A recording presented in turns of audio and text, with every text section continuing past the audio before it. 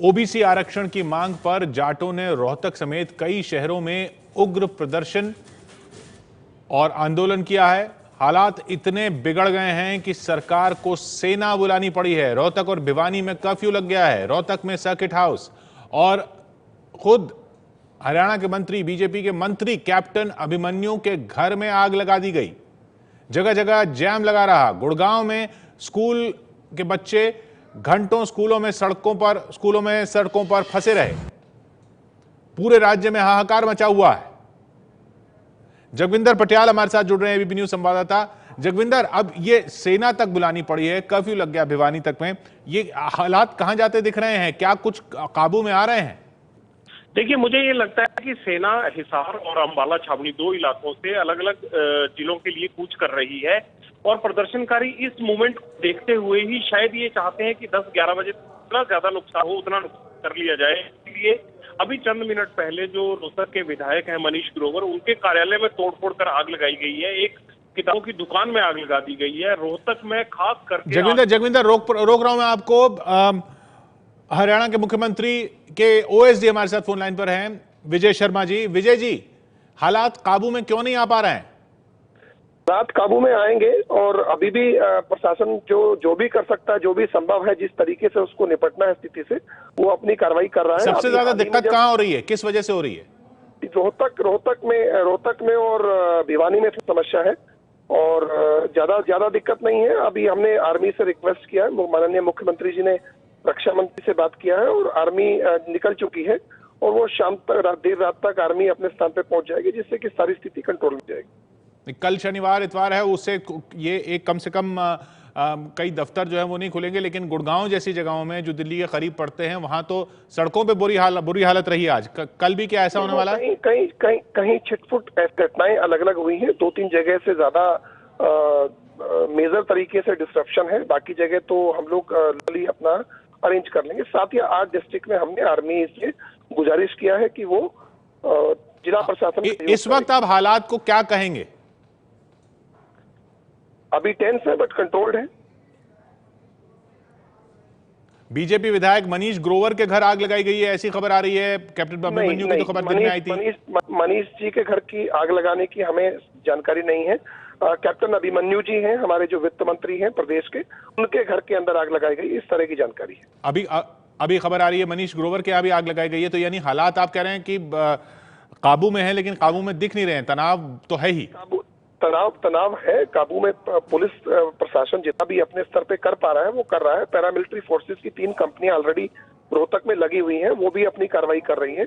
जहां आवश्यकता महसूस हुआ कि हमें अब आर्मी को बुलाना चाहिए तो हमने आर्मी को भी बुला दिया है। रोहतक में ही आग लगाई है, खबर आई है। हमारे साथ जगविंदर पटियाल बने हुए हैं, एबीपी न्यूज संवाददाता। जगविंदर, मनीष ग्रोवर के घर में आग लगाई है रोहतक में? जी हाँ, देखिए, घर में आग नहीं, उनके कार्यालय में आग लगाई। कार्यालय में आग लगाई है। हाँ, एक किताबों की दुकान थी, उसमें भी आग लगाई गई है। आग वहां पर है और मेरे एक सहयोगी वहां खुद मौजूद हैं और वो जो हाल देख रहे हैं उस हिसाब से ये लग रहा है कि जैसे एक सहमा हुआ डर का माहौल बन गया है। आम आदमी बाहर नहीं निकल रहा है। उपद्रवी जगह जगह पर जो है वो सड़कों को जाम कर लोगों को घेर कर उस तरफ बढ़ने से रोक रहे हैं। सड़कें जाम पड़ी हैं, मुसाफिर परेशान है, ट्रेनें चल नहीं रही हैं। 550 से ज्यादा ट्रेनें जो है वो प्रभावित हो चुकी हैं।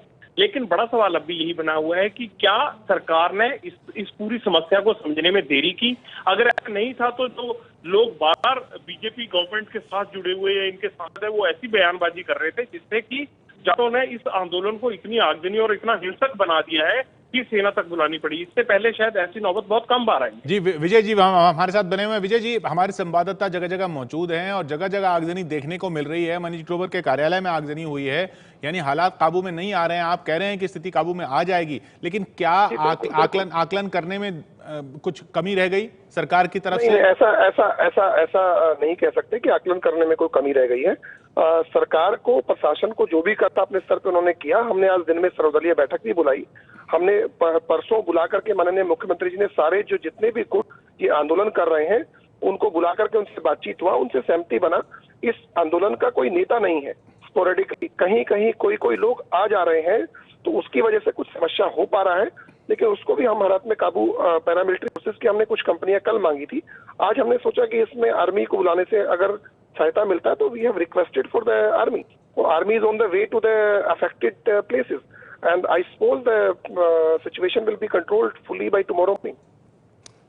हम ये उम्मीद करेंगे। विजय जी, बहुत बहुत शुक्रिया आपका। विजय शर्मा, ओएसडी हरियाणा के मुख्यमंत्री के, जिनका कहना है कि उनकी उम्मीद कि कल सुबह तक, कल तक की स्थिति काबू में आ जाएगी। यकीनन अभी काबू में नहीं कही जा सकती, तनावपूर्ण है, काबू में करने की कोशिश की जा रही है, सेना तक बुलाई गई है। रोहतक में जो हालात हैं वो खुद विजय शर्मा जी की बात से आप समझ गए होंगे, हमारे संवाददाता तो बता ही रहे हैं, लेकिन खुद विजय शर्मा भी कह रहे थे, जो ओएसडी हैं मुख्यमंत्री मनोहर लाल खट्टर के, कि हाँ, रोहतक में जो स्थिति है वो तनावपूर्ण बनी हुई है। वहाँ के लिए ही खासतौर पर सेना बुलाई गई है। मनीष ग्रोवर जो बीजेपी के एमएलए हैं, उनके कार्यालय में अभी आग लगाई गई है।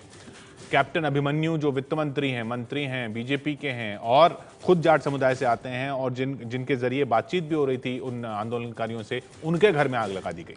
वो तस्वीर देखिए जिसने सबसे ज्यादा रुलाया। स्कूली बच्चे सड़कों पर घंटों फंसे रहे। जाटों के आंदोलन ने छोटे छोटे बच्चों को भूख से रुलाया, घर में इंतजार करती मांओं को तड़पाया।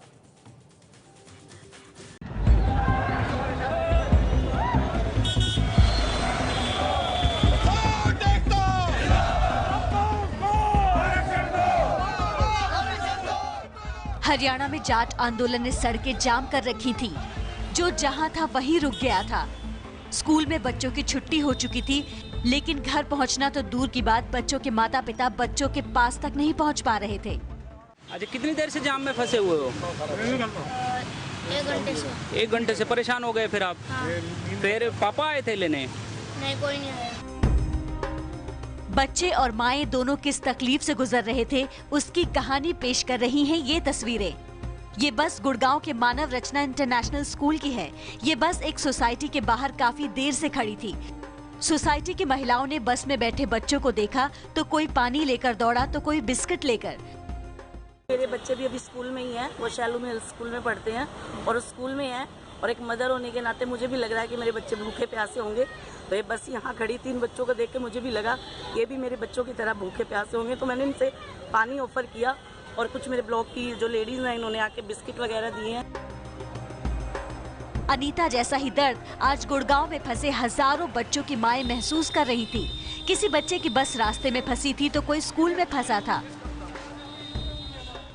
चैनल के माध्यम से उन लोगों को कहना चाहूंगी कि कितने लोग परेशान हैं और मदर कितनी परेशान है वो इमेजिन भी नहीं कर सकते। और प्लीज अपनी ये जो ब्लॉक रखे रोड्स को इनको खोल दें, क्योंकि बच्चे उनके भी हैं। कुछ बच्चे रो रहे थे तो कुछ डरे हुए नजर आ रहे थे। भूख और प्यास से परेशान बच्चों को नारियल पानी पिलाकर उन्हें राहत पहुंचाने की कोशिश हो रही थी। कई स्कूलों ने माता पिता को फोन करके बता दिया था कि आज बस घर तक नहीं पहुंच पाएगी तो वो खुद बच्चों को लेने आ जाएं। घंटों की मशक्कत के बाद माता पिता पहुंचे तो, लेकिन घर तक पहुंचने का रास्ता नजर नहीं आ रहा था।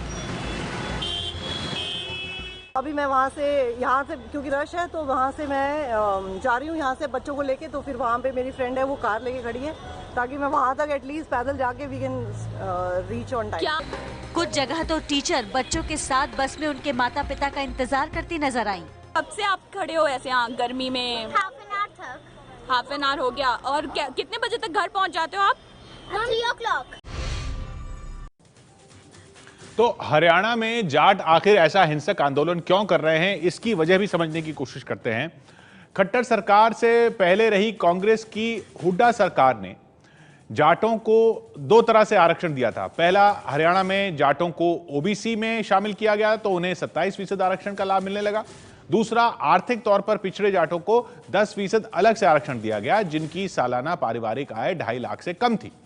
जाटों को ओबीसी में शामिल करने के फैसले पर ओबीसी कमीशन ने आपत्ति दर्ज कराई कि बिना किसी स्टडी के कैसे जाटों को ओबीसी का दर्जा दे दिया गया। साथ ही इसे कैबिनेट नोटिफिकेशन के जरिए नहीं किया जा सकता, विधानसभा में पास होना चाहिए था। मामला सुप्रीम कोर्ट पहुंचा और सुप्रीम कोर्ट ने मार्च 2015 में जाटों को ओबीसी में शामिल करने का फैसला खारिज कर दिया। आर्थिक आधार पर दिए गए 10% आरक्षण को हाईकोर्ट में चुनौती दी गई तो हाईकोर्ट ने जुलाई 2015 में स्टे लगा दिया। जाट संघर्ष समिति का आरोप है कि राज्य सरकार ने कोर्ट में मामले की ठीक से पैरवी नहीं की। दोनों आरक्षण बहाल करने की मांग है, इसलिए यह आंदोलन हो रहा है।